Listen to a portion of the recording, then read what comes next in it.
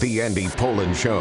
We got to go after this with everything we got, thinking they're going to come with everything they got. I'll start off by saying I'm bored, I'm broke, and I'm back. The Andy Pollin Show on ESPN 630 starts right now. Yes, the Ravens hired a coach. Yes, Mackenzie Gore has been traded. There are sports things to talk about. But in the area this morning, there is one thing and one thing only that is being talked about, and that is the snowstorm or ice storm or both that we're supposed to get Saturday into Sunday and is going to cripple the area for months. Go to a grocery store, shelves are empty, gas stations are packed. It's the usual rational reaction that we get around here when we get some precipitation. So the big one is apparently coming, and I will reminisce about when the big one hit here 16 years ago and how I reacted to that. And I'm in my 49th year of radio, and, I would like people to talk about some of the great broadcasts that I've been involved in, and then they do, and some of the shows that I have participated in over the years. But 16 years later, people still want to talk about this. And let me give you the background on it. This was 2010, early 2010. And I'd gone to the Super Bowl with several others from the radio station, 980. And we got word late in the week that, oh boy, a big snowstorm is about to hit the Washington, D.C. area.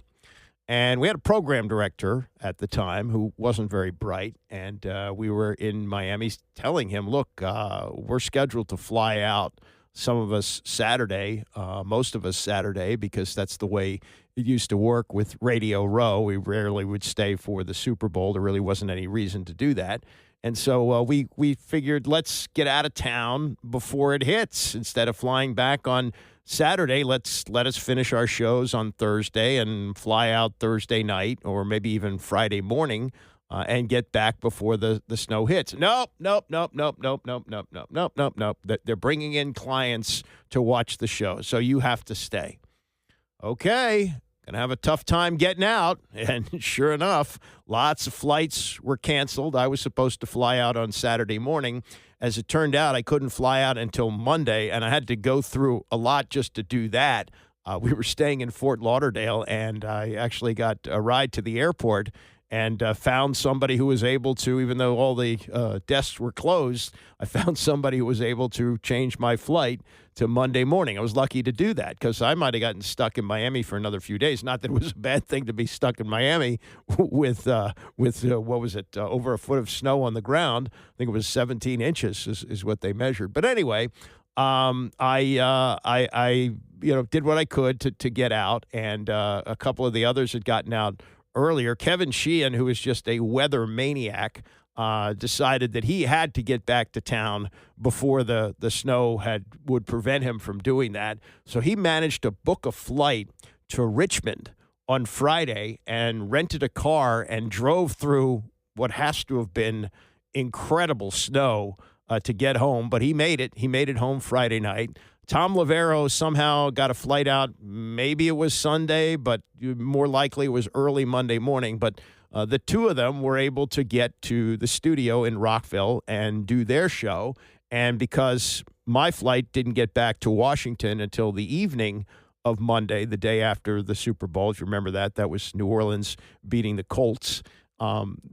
I was able to get to town, but it was going to be after the show started and wouldn't be able to make it in the studio, obviously, to do it. And Zabe had made it home, but to Dulles Airport, and the snow was so bad it really didn't make sense for him to try to get to the studio. So the deal was that Tom Lavero and Kevin Sheehan were going to fill in for our show, which used to run from 4 to 7. And I believe my flight landed between 4 and 5, and it landed at National Airport. Now, you're going to hear Kevin Sheehan say here, it's BWI. He did have that wrong. It was National Airport.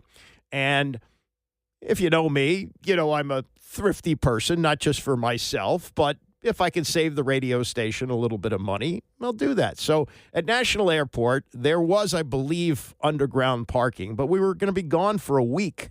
And I wanted to save the company some money, and I didn't think there'd be a monster snowstorm like this. So I parked outside. I parked in the long-term lot.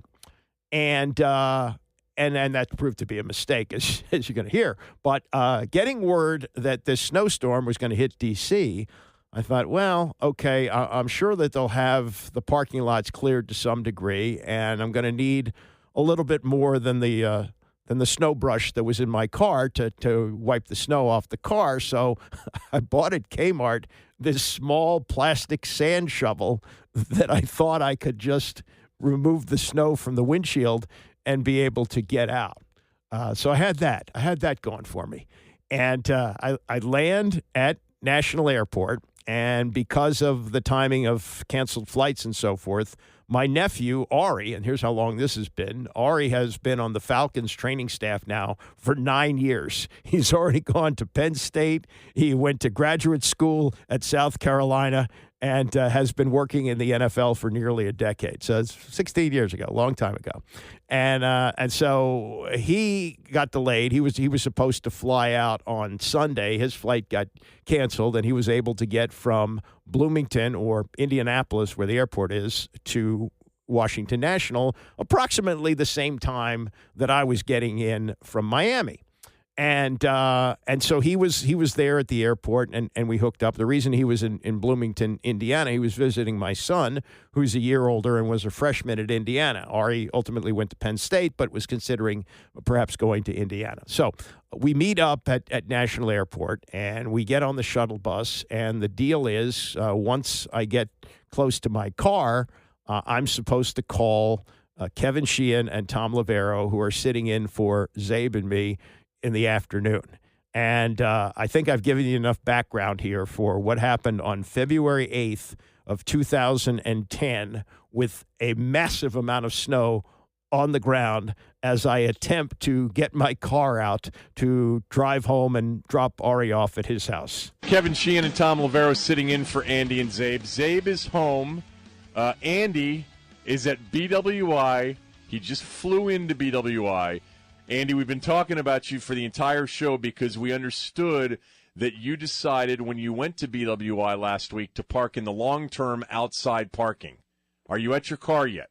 I'm not quite there, but let me tell you something. It's going to be a long night in this parking lot. You are looking live at the most incredible snow scene I have ever seen. Now, I got to figure out where I am. Oh, that's I'm not all famished because I can't even see the signs now. Is this K? Row K. There's a guy here with a shovel digging you out, but my car may be completely buried by snow. I'm not sure. Okay, I want to go through a couple of things with you. First of all, you sound very famished. Is that what you said? Yeah, famished. Wait a minute. Yeah. I think let's find my car. Yeah, yes, I have found my car. I'm not kidding you. There are 5 feet of snow completely surrounding the car. Are you the cleanup crew, guys? Can you dig me out over here?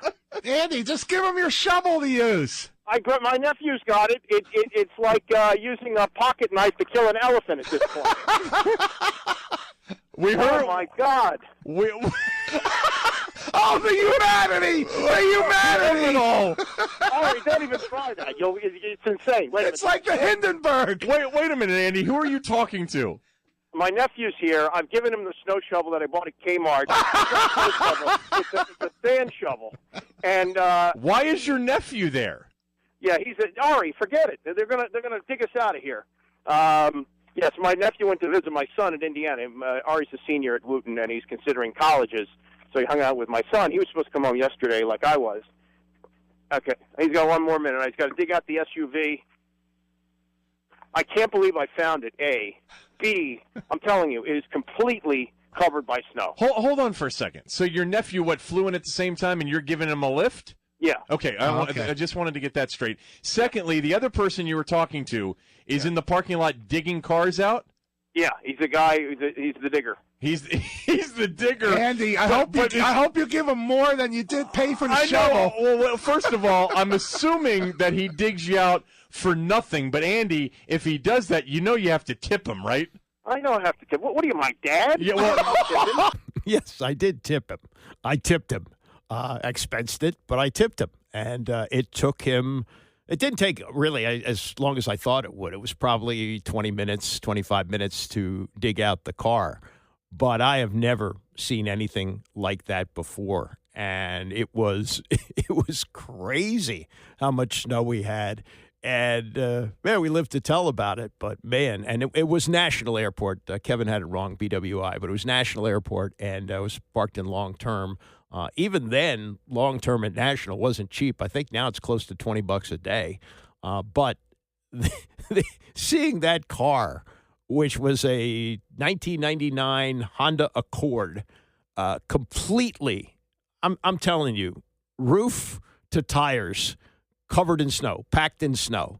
And the guy was pretty efficient digging us out, and the drive home was okay, relatively speaking. It wasn't bad. GW Parkway had been closed, and we got to Rockville. At that time, my sister and her family lived about 10 minutes from me, so it worked out. But that was the Snowmageddon of my career, and people still ask me about that. Wasn't your car snowed in at BWI? No, it was National Airport, but it was one of the biggest snows we've had in this century.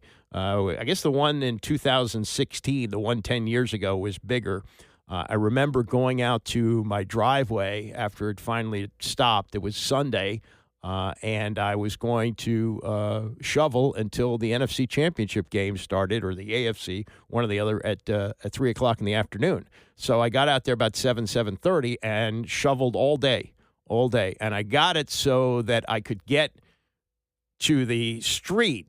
But I knew once the plow came, I lived in a cul-de-sac at that time, I was going to get plowed in, because once they circle the bottom of the cul-de-sac, that's how they do it. They plow everybody in. So I thought maybe it would happen that day, and I'd dig it out that night and somehow get to work. No, that didn't happen. They never showed up. And I managed to walk out to Darnestown Road, and my producer, Greg Huff, was able to pick me up.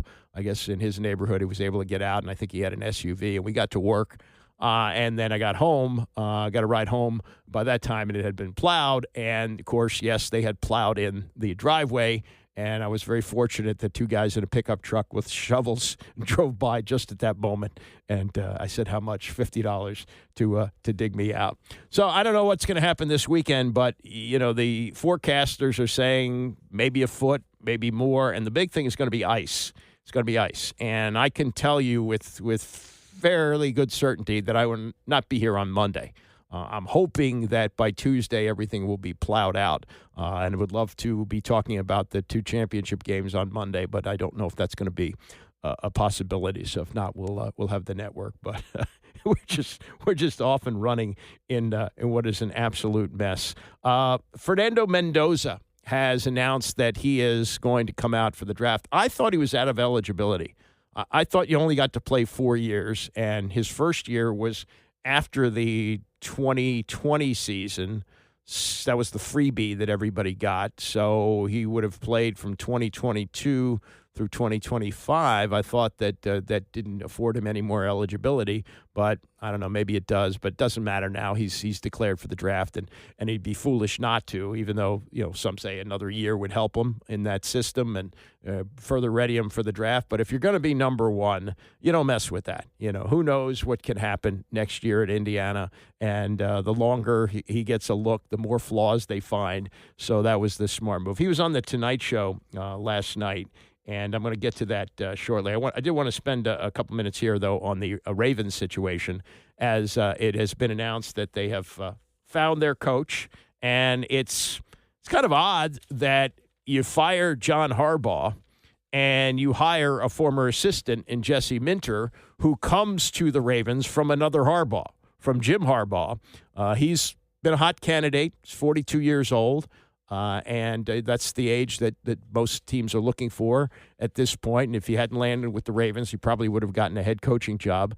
But his name is Jesse Minter. So when the local TV stations took to the streets last night after it was announced that Minter was becoming coach, this is what you got. So Jesse Minter, new Ravens head coach. What do you think? Sounds great. I don't know who he is. But I love that for him. Yeah, not everybody is knee-deep in assistant coaches in the NFL, but he did have a background, a lot in college, too. He'd worked at Michigan with Jim Harbaugh and had been the defensive coordinator. So he's thick into the Harbaugh weeds, and that apparently did not deter the Ravens and their general manager, Eric DeCosta, who was last night crowing about the hire. Well, I think Jesse's very, very bright. My first sort of impression of Jesse was when he was here as a young assistant coach. And what I've seen is tremendous growth. He's become one of the preeminent, defensive play callers in the league as a coordinator. I think he does a lot with a little at times. I think he has a great feel for personnel. I think he's creative. I think he's got authority to him. I think he has a presence about him, great humility, passion for the game. I think he understands the Ravens culture and the DNA in this building, and I think he's the right coach for us. Okay, well, we'll see. Time will tell. The contract is probably in line with some of the others. The entry-level position, probably close to $10 million or more a year. Who knows? Albert Breer covers the NFL for SI.com. He gave some reaction last night on social media to the hiring of Jesse Minter in Baltimore. While this might seem like the obvious move because of Minter's background, I think it's also a really smart move for reasons other than his connections. Now, the connections are there. From 2017 to 2020, he was a Ravens assistant. That's where he cut his teeth as an NFL coach. But the nuance in when he was there is important as well. It was a critical time for the Ravens. They were changing who they were defensively. It was a change that was pushed by John Harbaugh, that was executed by Wink Martindale, and a group of young assistants were there to help implement that change in the learning lab. And that was guys like Jesse Minter and Mike McDonald and Zach Orr. And that brings you to the second piece of it, which the success of Mike McDonald in Seattle is a factor here too. It's actually how Minter, in part, became one of the hottest assistants on this year's coaching market. Every team that had an opening, except for Buffalo, which just opened, put in a request to interview him. He was a finalist in a number of places. The Falcons, before they hired Kevin Stefanski, wanted to bring him back for a second interview. The Raiders had him for a second interview on Tuesday. The Ravens had him Wednesday and prevented him from going to Cleveland for his second interview. That was supposed to be today. So this is a guy who impressed a lot of people on the interview circuit. And why? Well, he's creative. He's got great coaching pedigree, having coached for John Harbaugh in Baltimore, having coached for Clark Lee at Vanderbilt, and then having coached for Jim Harbaugh, both with Michigan and at the Chargers.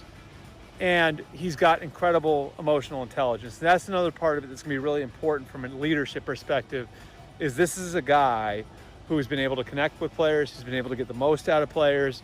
So all the way around, this is a hire that the Ravens are familiar with, of course, a continuation to some degree of John Harbaugh's program, but you're doing it with a guy who's now been away from the program for 5 years. So he's bringing what he learned under Clark Lee at Vanderbilt. He's bringing what he learned under Jim Harbaugh, both at Michigan and the Chargers. I think this winds up looking like one of the smarter hires in the market, which shouldn't be any surprise because it's the Ravens. Yeah, we're going to hire a young coach. Some of these names are being thrown around. I never thought that was going to be the case. This is only the fourth coach in franchise history. And that does include, of course, the days in Cleveland. But 4 coaches since they moved from Cleveland 30 years ago. That's pretty good. I would say this as you zoom out, though. One of the big qualifications for Jesse Minter is he worked under John Harbaugh. He learned from John Harbaugh.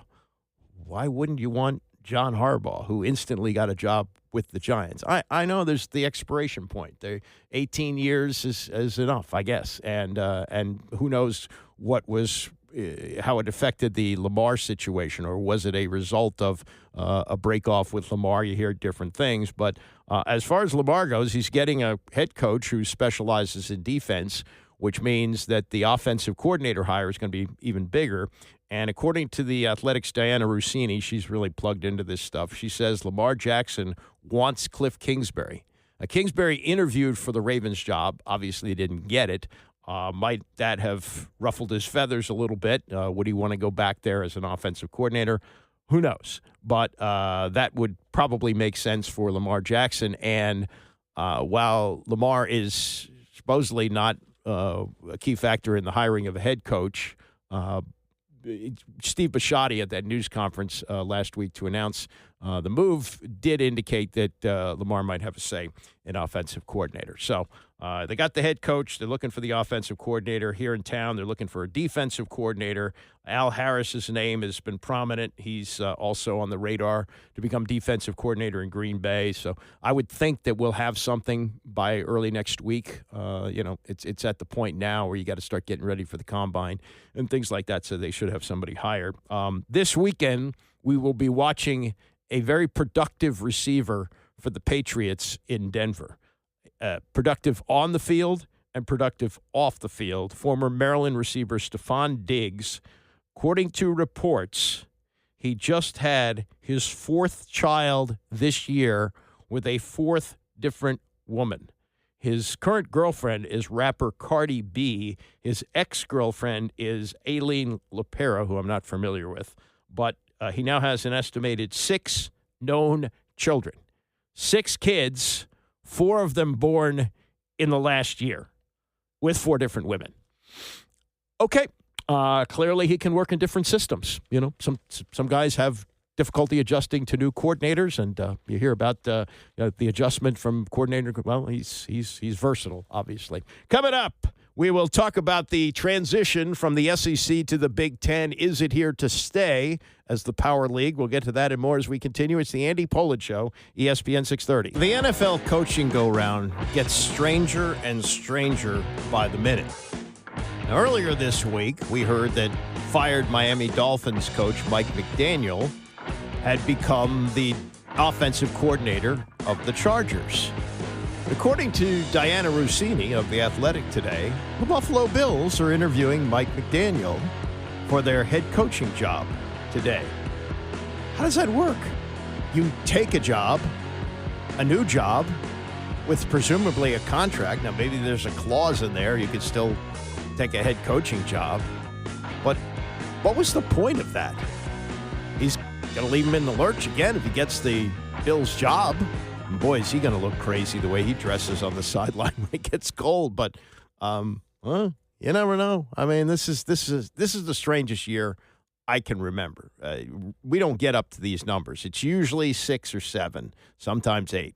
Got to 10, and I don't think there's going to be any more. I think if you lose the championship game, well, clearly you're not going to make a change in New England if they lose. And Sean Payton, who put together the best record, is not going to get fired. And it's and Sean McVay. These guys are safe. Mike McDonald. These 4, I could safely say there won't be any firings from whatever happens this weekend. But are there still some coaches out there who could lose jobs? Who knows?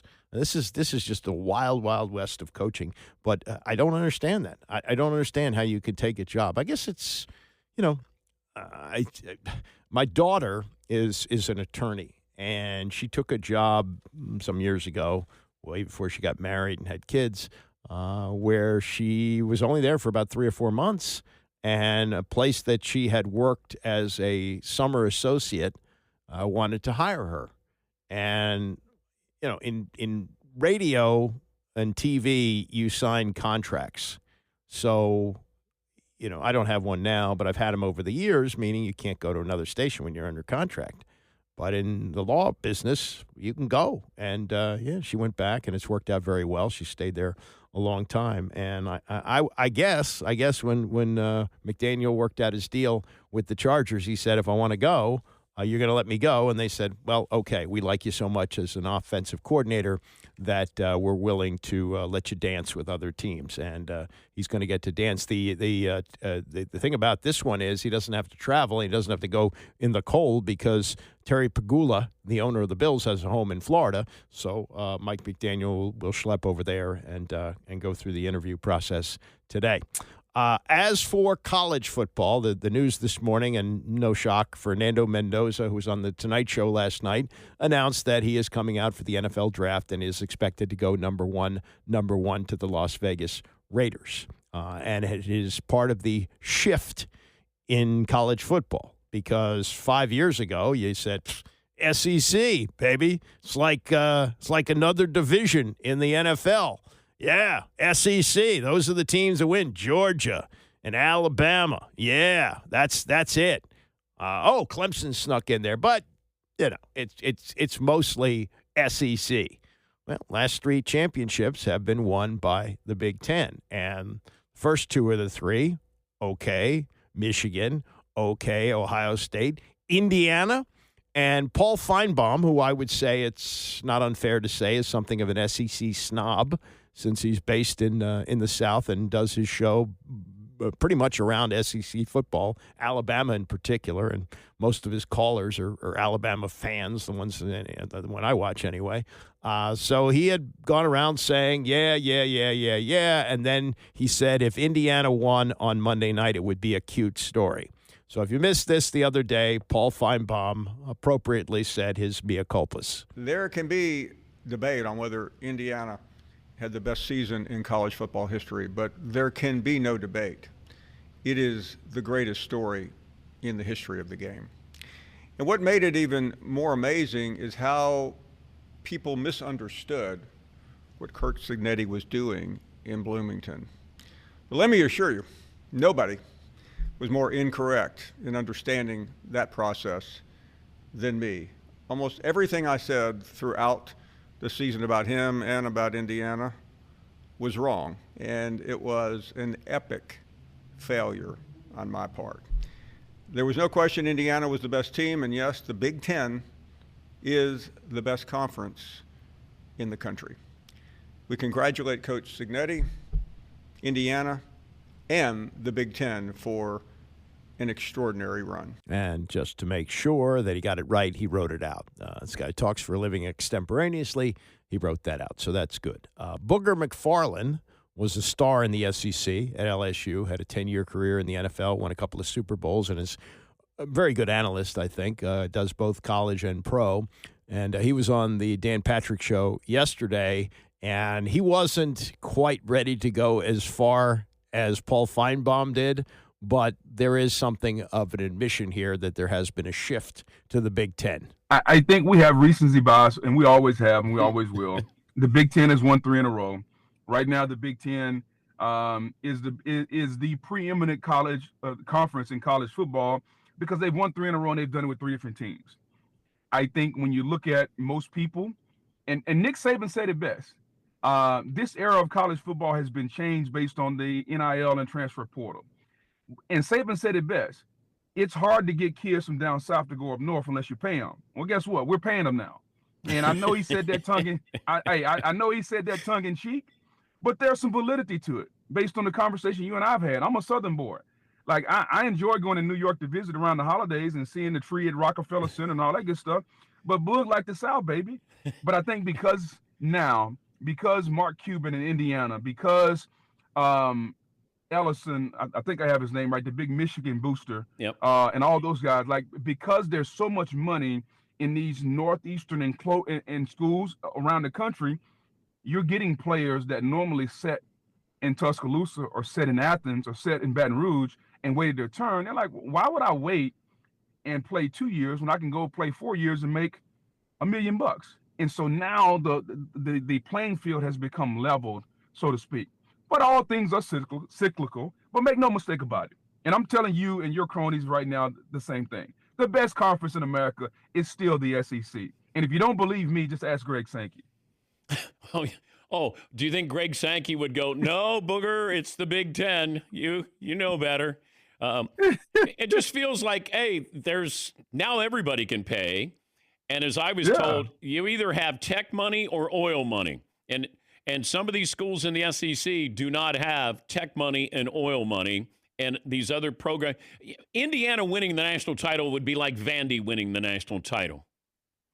And Vandy won, 10 games this year? Yeah. So Vandy was close. Vandy was on the precipice. Yeah. Because, to your point, which would I rather have? I'd rather have oil money because oil money is pumping daily. It's coming out of the ground. So at some point, the tech industry goes up and down. We've seen that. Just go back and look at our stock market over the last 40 years. Tech goes up and down. You know what's not going up and down? That stuff that's coming out the ground. Because yeah, but how many schools do you have in the SEC? Oklahoma and Texas that are pumping? Oklahoma, Texas A&M, Arkansas's got got Walmart money. That's pretty good money. Last time I checked, they got 4 billionaires that are, own Walmart, Tyson Chicken. I mean, here's the one thing that I've been amazed by, DP, and maybe this doesn't amaze you because you're filthy rich. I have been amazed by the amount of money that people have in this country, and people that got money you didn't even know about. Like, there are people at these schools that have billions with a B that you have never even heard of, and they've come out of the woodwork since NIL has become like the thing to be, because they want to be known.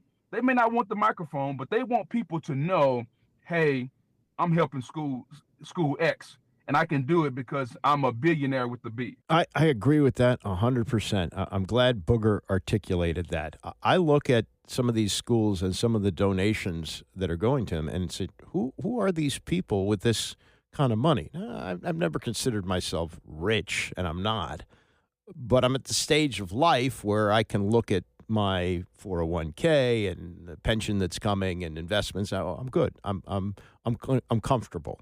And I understand I'm not in the range of people who have billions of dollars and buy sports teams and all those things.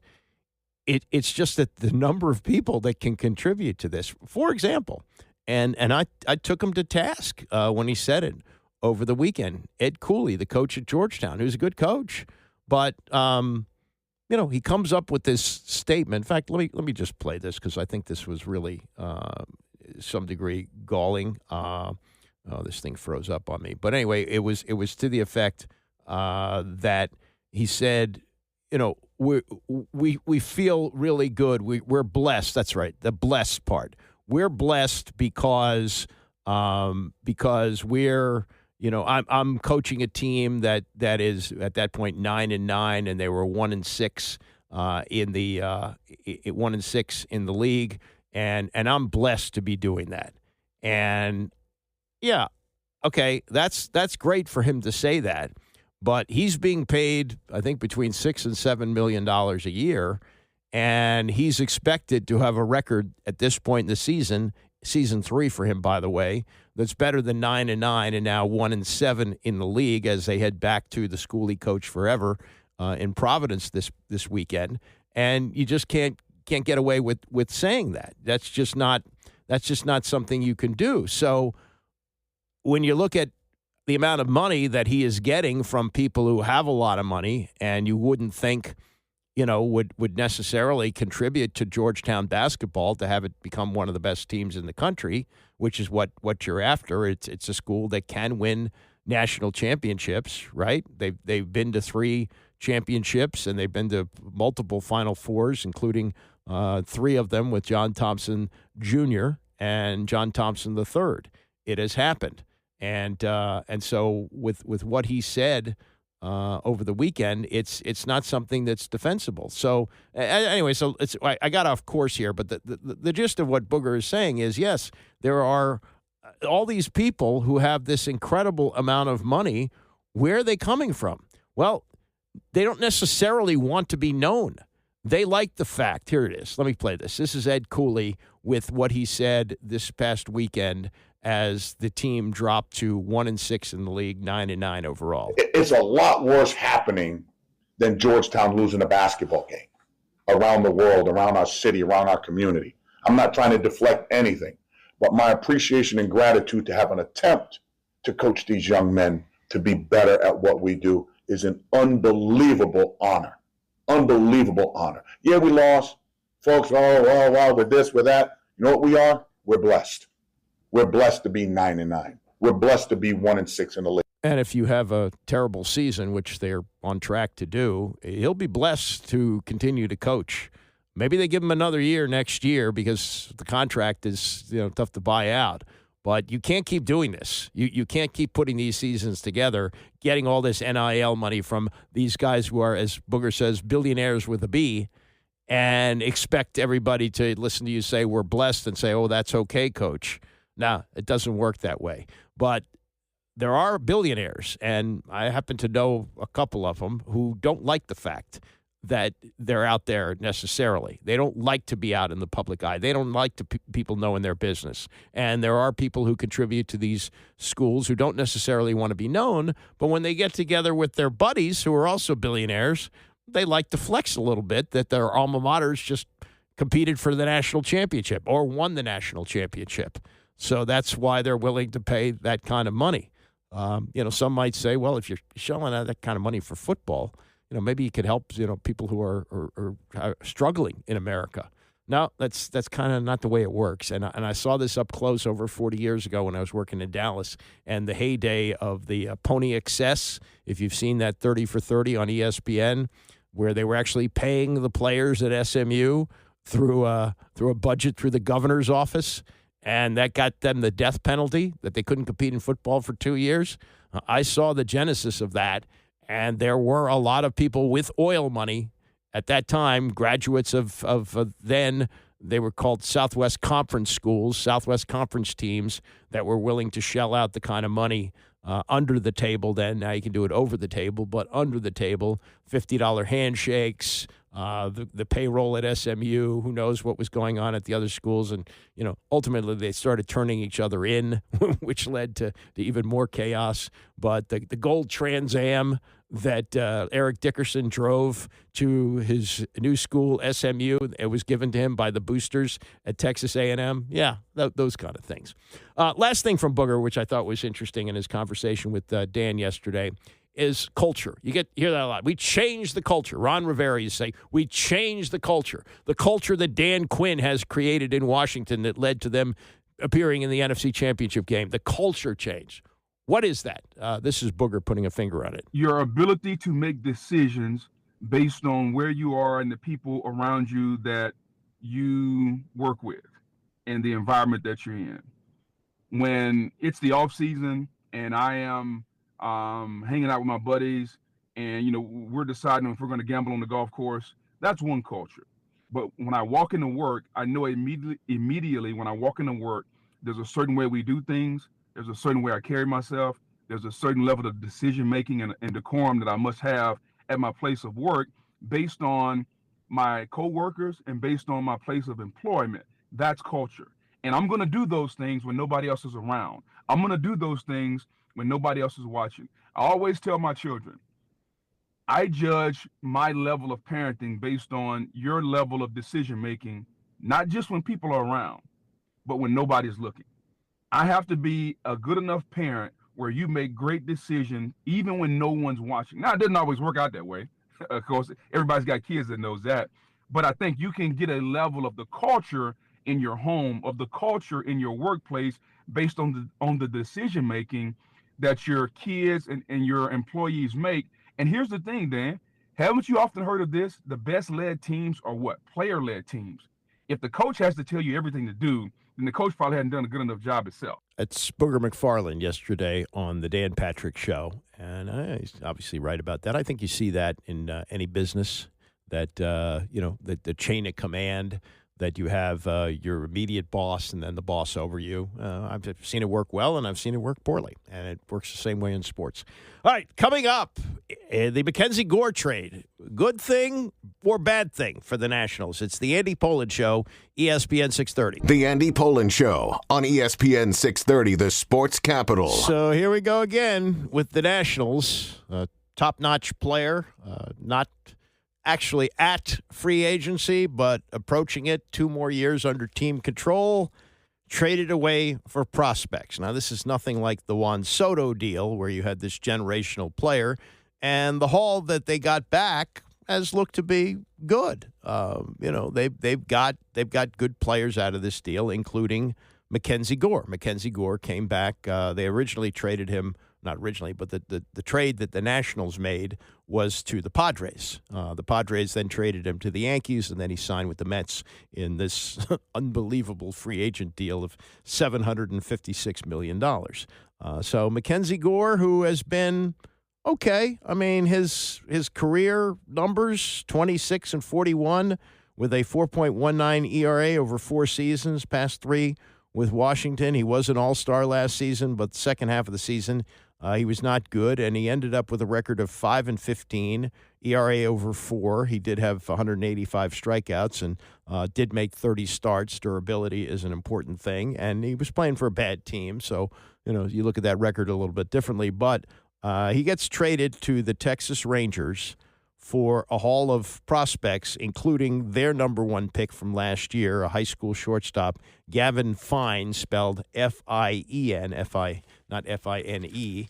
And, with prospects, you never know. He could be good or he may not be good. We don't know. But 18 years old, they got a lot of time to find out. They also got a right-handed pitcher who is going to have Tommy John surgery. So we'll see. Barry Zerluga looked at this morning in his column in the Washington Post. He called it the perpetual we're getting there mode. They got all young people running the team. Everybody's under 35. The president of the team is 35. The manager is 34. The general manager is 32. These are the kiddie core. These are the young guys. So he says this about the trade. This is Barry Zerluga, the trade of Mackenzie Gore, who has been a reason to show up at the park every 5th day at a time where there frankly aren't many others, sent to the Texas Rangers. On the way back are 5 prospects, kids known to at most just a few Nats season ticket holders. They're good, we're told. They'll help the Nationals win in the future, we're told.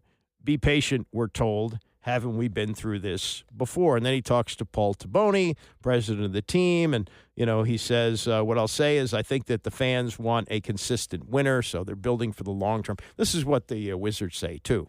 Who knows if they are? They're trading for draft picks who may or may not pan out. They're not spending money right now in free agency. Not that a free agent would want to come here, but there's that.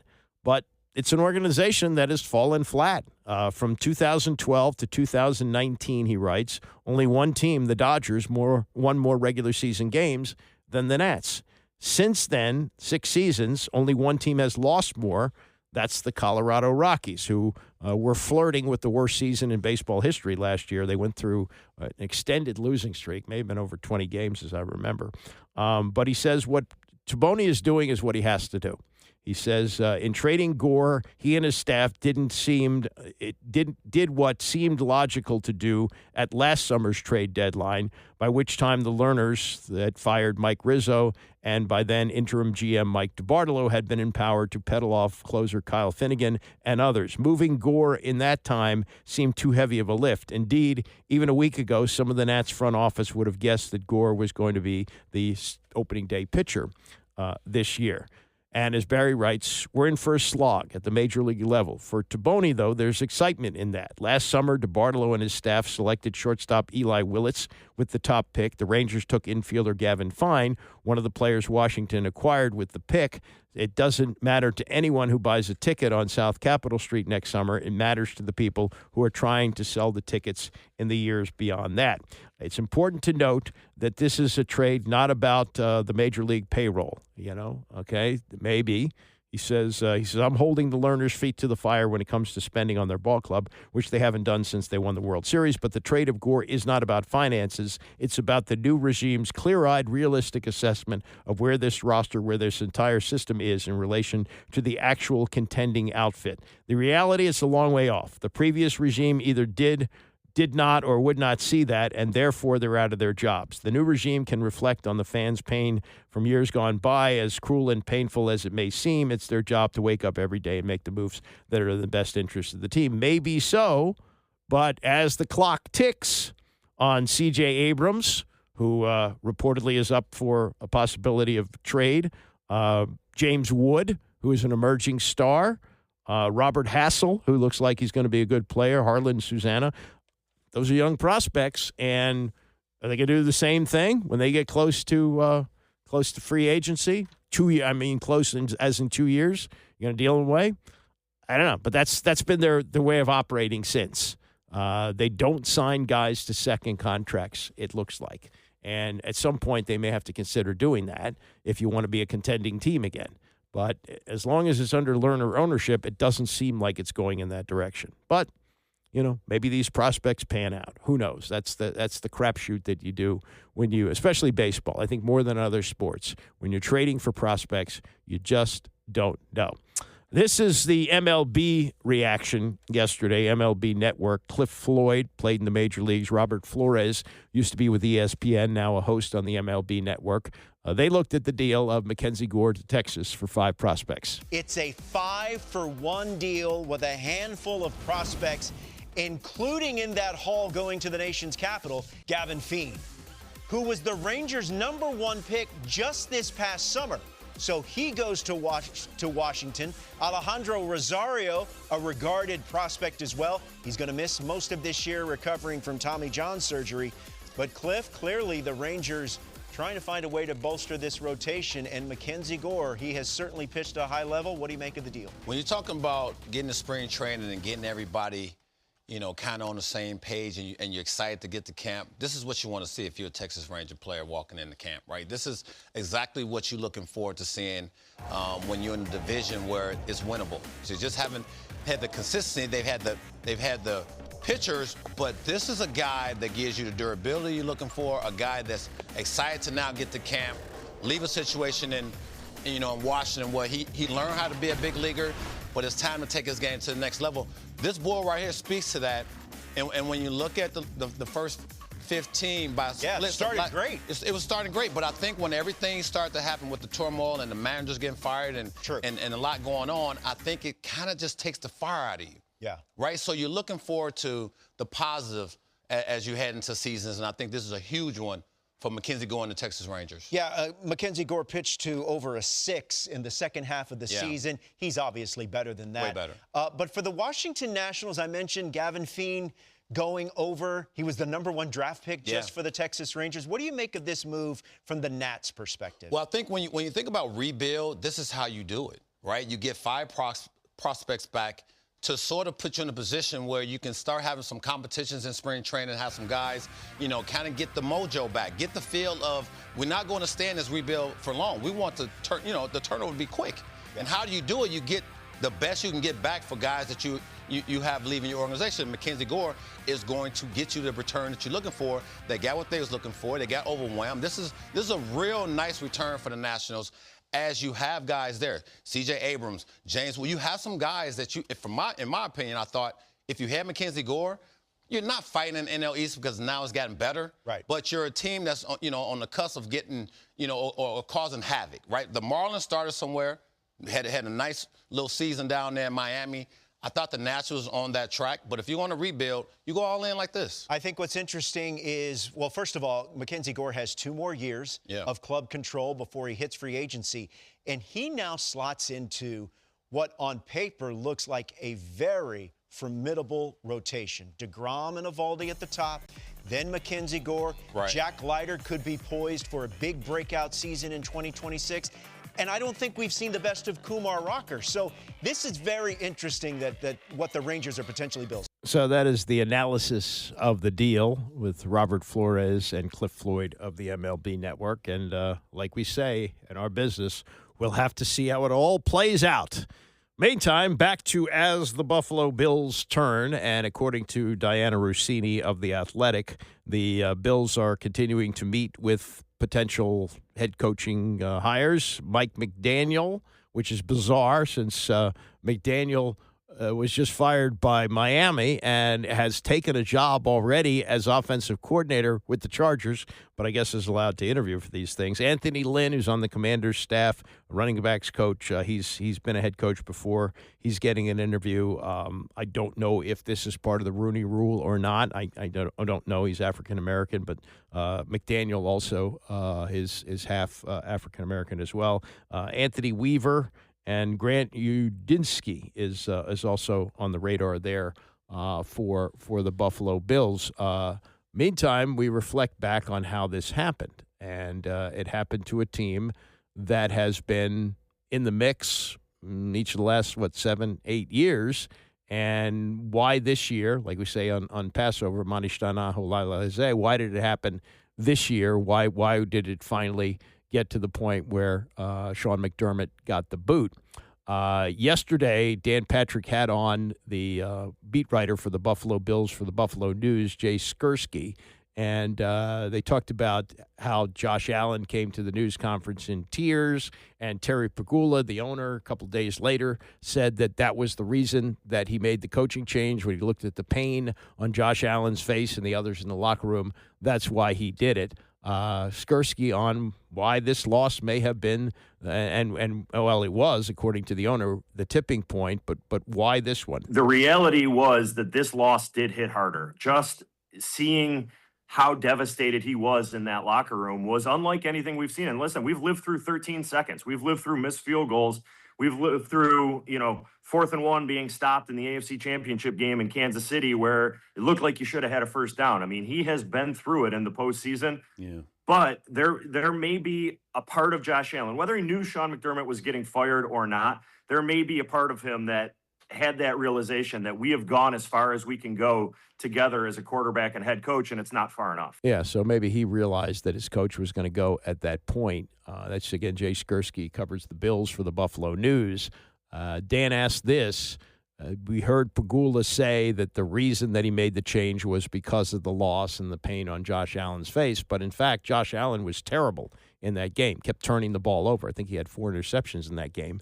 And so Skursky was asked by Dan, well, you heard Pegula say that this is the reason he made the change. Did he make any mention of the fact that Josh Allen was frankly awful? He did not, no. I mean, the only mention of Josh Allen that he made was just how devastated he was in the locker room after the game. And if you watch Josh Allen's post-game press conference, you could see it.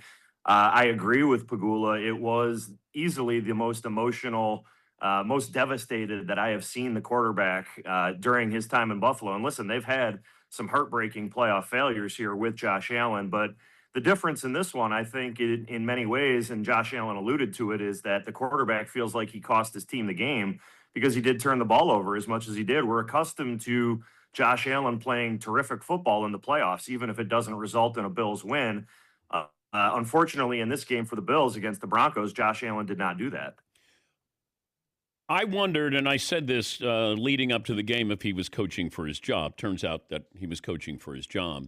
Could he have kept his job without anything other than a Super Bowl appearance? I am skeptical of that. I asked Terry Pegula that very question yesterday. Had they won and lost in the AFC Championship game or lost in the Super Bowl, would we still be sitting here today talking about Sean McDermott being fired? Pegula said he didn't want to speculate on that, but a non-answer in that situation to me almost reads affirmative. I do think that he was coaching for his job, and anything short of a Super Bowl this year was going to lead to a change. Anybody talk to Coach McDermott? I have, just through text. He was incredibly gracious, as you would imagine. I thought the statement that he put out was just pure class, which is kind of, if you've been around Sean and know Sean the way that I do, was to be expected. I think that what's really interesting here, Dan, is that I think a lot of people over the past few years and the playoff failures have sort of thought that, hey, maybe this is the route that the Bills need to go, that they need to change, make a change, that Sean McDermott has taken them as far as that he can. But when that change was actually made, the reaction amongst many of the fans has been overwhelming sadness and sort of, feeling for a guy who wanted nothing more than to bring a Super Bowl to Buffalo. I think the fans probably may have been, I'm not going to say joyous, but if you had John Harbaugh available, Mike Tomlin's not going to coach, but who's coming in and who is that person who takes you to the next level? Because if you're walking in, I'm expecting that owner is expecting you to be the difference here. There is an immense amount of pressure on whoever takes this job. The expectation is win a Super Bowl and win it in your first year. I did some research on that. There have been 7 coaches in league history who have reached the Super Bowl in their first season. 4 of them have won it. Falling anything short of that is going to be deemed a failure and the question is going to be asked, well, why'd you move on from Sean McDermott in the first place if this new guy can't even get us, to the Super Bowl? So while the job obviously has its advantages, right? Coaching Josh Allen, one of the best players on the planet, makes it an attractive job. It's got a rabid fan base. It's moving into a new stadium next year. There are a lot of positives to this job, but the pressure that it comes with, I think, is unlike any job really in the NFL. The only maybe fair comparison is the Ravens opening. Do you think the Bills are going to regret this? It's a hard question to answer. If I had to answer today, just because of that pressure and what failure looks like for a new head coach, I think they very well could. I do want to point out that it can work out, right? We've seen changes like this have been made in the past, and maybe the best example is with Peyton Manning and the Broncos when John Elway replaced John Fox with Gary Kubiak. The first season they go on and they win it all. So it can work, but a lot of things have to go right. You have to nail the head coaching hire, and Brandon Beane has to do a better job building a roster around Josh Allen. I think that was when we talk about the fallout of McDermott being fired, a lot of people looking at this saying they fired the wrong guy because they don't think there was a championship caliber roster built around Josh Allen, and that falls to Brandon Beane. Brandon Beane, who was with Pagula the other day, and he was put in an odd position by Pagula. Anyway, that whole thing, I did not expect that to be a mess, which it is. The Bills, to me, seem like a very stable organization. Not as stable as you might think. That's Jay Skursky, covers the team for the Buffalo News. Breaking news out of college football. Surprises me a little bit, but I think there's actually a reason for this, because with all the carping that Notre Dame did about being left out of the playoff, and maybe you could have made a case for Texas, and you had those quick exits by Tulane and James Madison. You got to get those teams out of there, and you got to get better. So the solution seemed to be they would go to 16. However, Notre Dame got an assurance that if they were ranked in the top 12, they were getting in. They'll still be able to do what they do, not have to join a conference, collect all the TV money, not have to share the revenue with the conference when they get in the playoff and the whole thing. So that problem, I guess, was solved when they said if you're in the top 12, you get in. Same thing for Texas. And maybe, for teams like Tulane and James Madison next year, maybe too bad. Too bad. I know you had only one loss on your record, maybe even undefeated at your level, at the schedule that you played. But sorry, we do it by the rankings. Texas and Notre Dame are ranked, even though they may each have had 2 losses. Too bad. They're going in. So I kind of expected it to be 16. It's going to be 12, but I think I understand the reason that it's going to stay at 12. Coming up, Sam Fortier, who wrote one of these stories that you might think needs a tinfoil hat, talked about it yesterday on the Dan Patrick Show, and we'll get to what he said as we continue. It's the Andy Pollin Show, ESPN 630. The Andy Pollin Show on ESPN 630, the sports capital. Graham is coming up at 11 o'clock. So as bad as the Commanders' season was with injuries, which wasn't the total reason that it was a disastrous season with 5 wins, but it was a big factor in that. It's actually worse for the 49ers, who did make the playoffs. They had an inordinate number of injuries. Now, they didn't lose their starting quarterback, and Christian McCaffrey finished the season and so forth, but they had a lot of injuries this year. And there's been something that's been floating around for a while about the fact that the team's facility is located near an electrical substation, the power station. And some say that the low-frequency electromagnetic fields can weaken tendons or contribute to soft tissue injuries. I mean, it seems like something, that a crazy person would say. What? Oh, yeah, the electrical waves is causing all that. Well, the Post actually looked into this. Sam Fortier and Albert Samaha, they talked to a number of experts about this, and not surprisingly, the idea was debunked. They talked to Frank de Vocht, an epidemiology and public health professor at Bristol Medical School in England, and a leading expert on how these electrical waves affect humans. He said the theory is nonsense. There's a Utrecht University professor, Hans Kromhout, called it highly unlikely.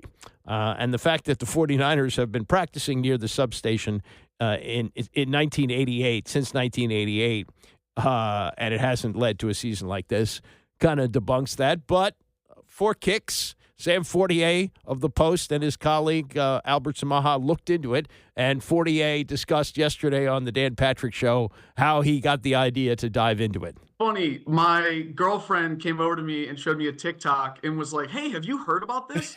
And it was a tweet that had gone viral. You know, Google Maps had a big circle and it had the Stranger Things music. It was very ominous.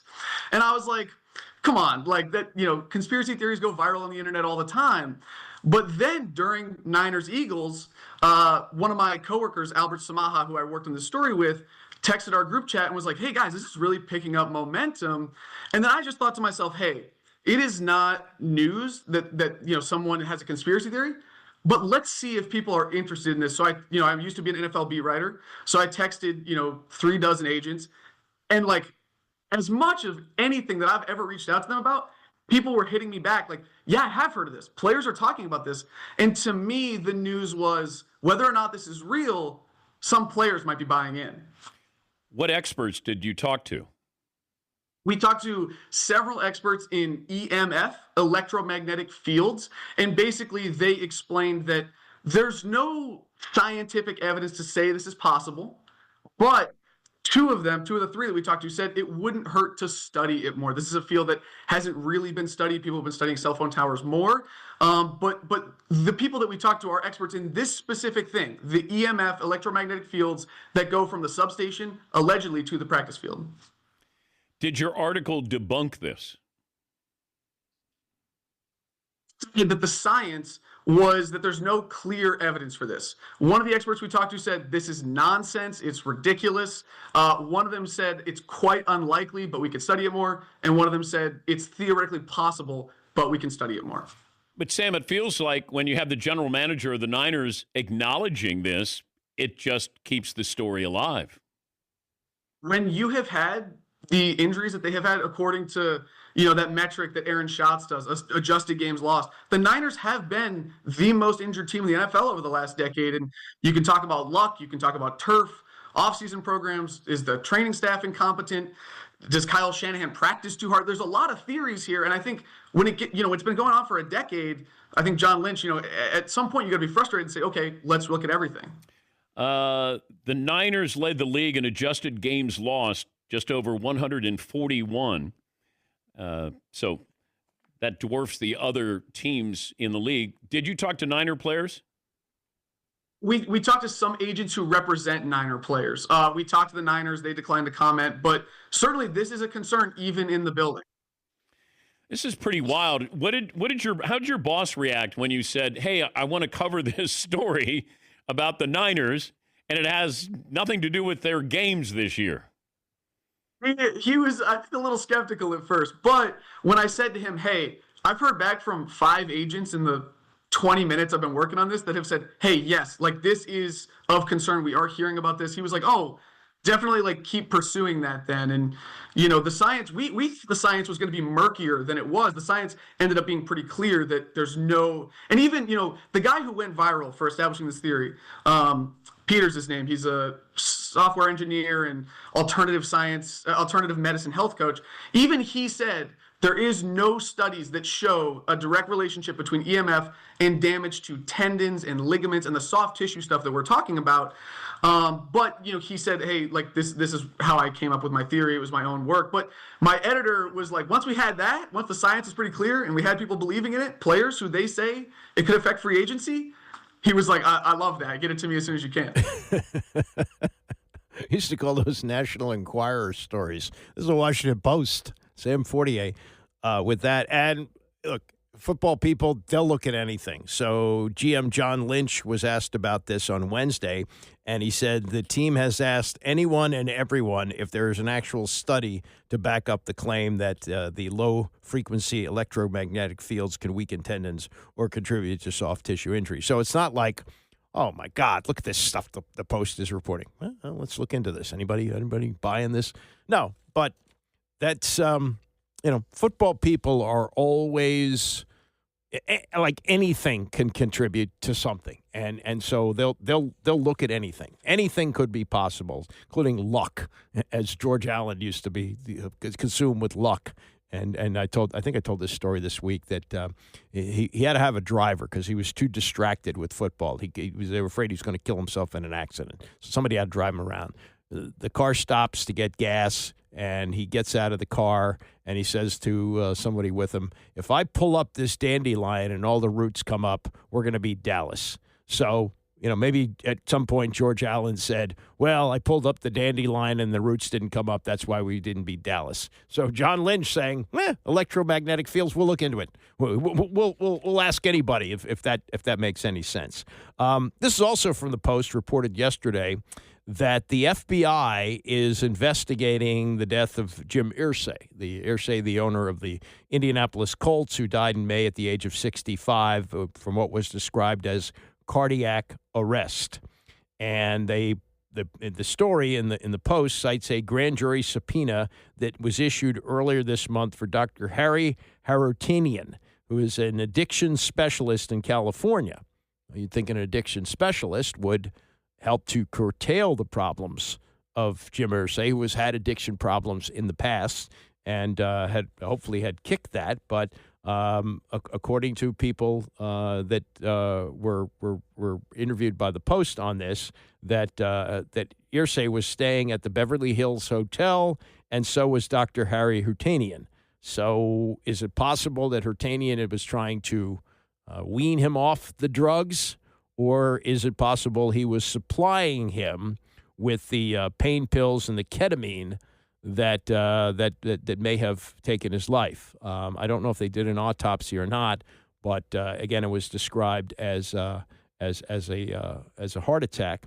Irsay has talked about his substance abuse in the past. The team now is owned by his 3 daughters. One of them, I've never seen this from an owner. She will stand on the sidelines with the headset. She doesn't, get herself involved in the game plan, but she wants to know what's going on. I think that's pretty cool. But Irsay was beloved by his players, and very sad. And I think we here owe him something, because he was, I think, instrumental in getting the ball rolling to get Dan Snyder out. When he said to reporters that we have what we need to vote him out, that was a big blow to Snyder, who was trying to hang on to the team. So rest in peace, Jim Irsay. Colts fans will never forgive his father for stealing the Colts out of Baltimore in the middle of the night in 1984.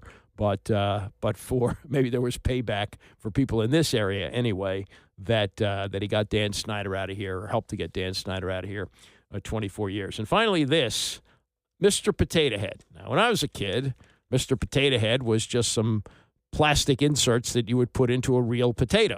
By the time my kids were old enough to play with Mr. Potato Head, it was a plastic potato. You wouldn't want a rancid potato sitting in your toy chest. So it was a plastic potato, and you put various eyes and ears and face and hats and so forth on it. They have been produced in Rhode Island. And many have chosen the image of the Mr. Potato Head as a special license plate for years and years and years. But Hasbro, which makes Mr. Potato Head, is moving its headquarters to Boston. And 2 lawmakers say it's time to hash out whether Rhode Island should continue promoting one of the company's most iconic characters. Under the proposal, can you imagine this, the Mr. Potato Head proposal? Under the proposal, Rhode Island's Division of Motor Vehicles would stop providing Mr. Potato Head as an option. Currently, the place costs $40, with half the money going to the state food bank. Why would you want to stop that? Come on, it's Mr. Potato Head. You're angry they left Rhode Island to go to Massachusetts. So what? Get over it. It's Mr. Potato Head. And how could you not, look silly trying to introduce such legislation? The Mr. Potato Head. Oy, Gewalt. All right. I don't think it's a very small chance I'm going to be here on Monday. I hope to see you on Tuesday. Bram is coming up next. And again, enjoy the weekend.